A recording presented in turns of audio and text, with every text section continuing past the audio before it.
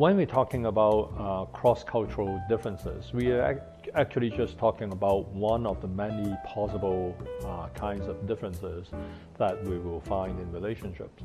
Like dealing with other kinds of differences, a key objective is to achieve understanding and compatibility. When people are coming from two completely different cultural contexts, what will happen is that they think about things differently, they have like different values, and they do things differently. Some of the things are not really central or significant, so people have like less difficulty with it. Say for example, if I come from a culture that doesn't eat fish and I'm going out to dinner with you and I say that, well, I'm sorry, I cannot eat fish, it usually will not create a lot of problems, right? But if we have like differences regarding sort of the more important aspects of life, say for example, I expect you to be paying for this meal and you actually come without that preparation, that can create some issues. If we talk about like more sensitive issues like sex, like if I expect that if I invite you to come to my place after dinner, that means we're going to have sex, and your understanding is completely different, we can also run into major conflicts. I'll give you another example. If like I'm telling you that who am I dating, who am I going to be married to, it's not totally up to me. I have to always get my parents' consent. And you think that it's a really stupid idea, or you think that it's a very conservative or inappropriate idea, then like, it can create conflict between us.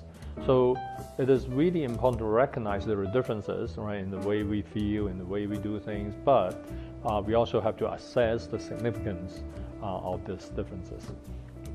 Something I really want to talk about the cross-cultural relationships or social work is that I think sometimes it could be really problematic to use culture to explain everything.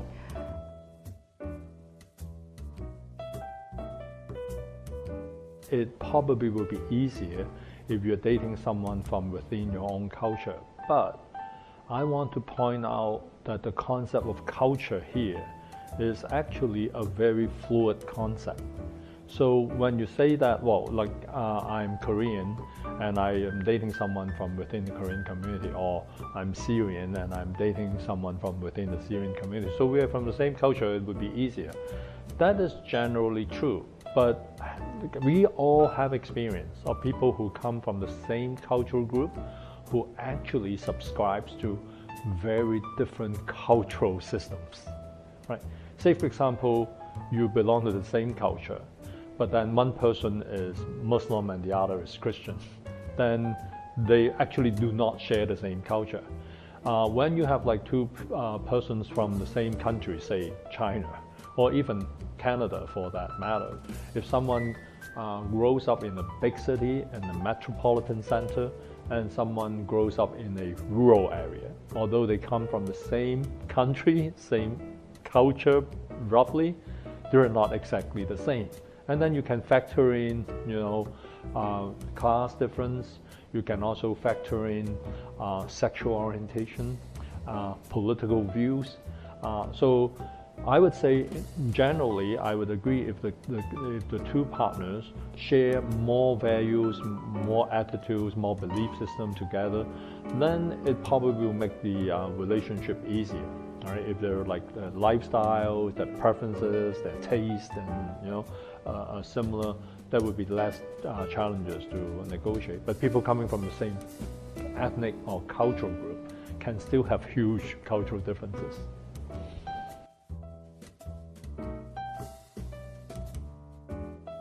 Well, I think the communication is very important, because if you're dating someone who's culturally different from you, you can't assume they understand you, right? But sometimes Chinese people, especially Chinese girls, they're very shy, or they're conservative sometimes.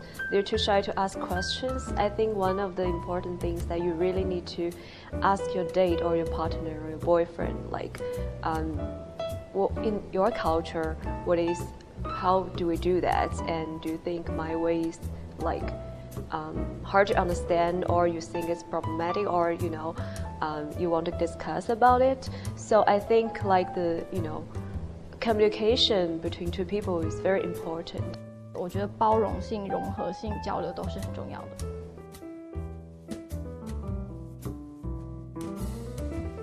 So what makes a cross-cultural relationship works, I believe, is an understanding of your partner, the person that you're in a relationship with, the understanding of the differences that you may have, and a willingness to try to work together and try to build a commonality that you guys can sort of like progress together on.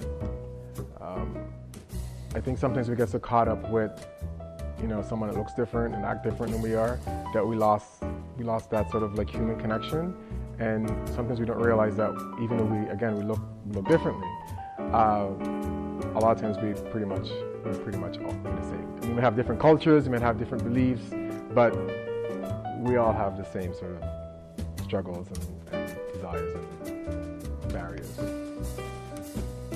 Well, the first and I guess the most important thing about cross-cultural relationships is if you can try to first respect, for sure. And after that, try to learn about everything, because everything that you can learn is important. And then try to be patient, because it's not going to be easy. Mexicans, for example, we are very emotional. We express a lot. So maybe my Asian friends won't be able to understand me, that I need to express a lot my feelings. I need to be very passionate and something like that.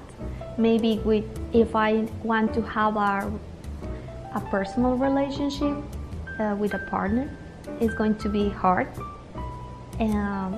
Because maybe also they think that we are a little bit dramatic, but it's just our style.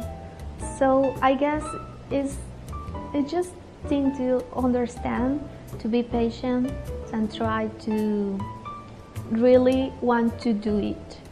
It's very easy just to say I respect all the cultures, I also like to learn, but when you are very close, doing a special thing, or try to go in a relationship, or also try to do it as a cross-cultural relationships in the view as a work, is very important, that we need to be careful. But learn is so important. That's why I guess this model is amazing. I hope you enjoy it a lot and learn a lot.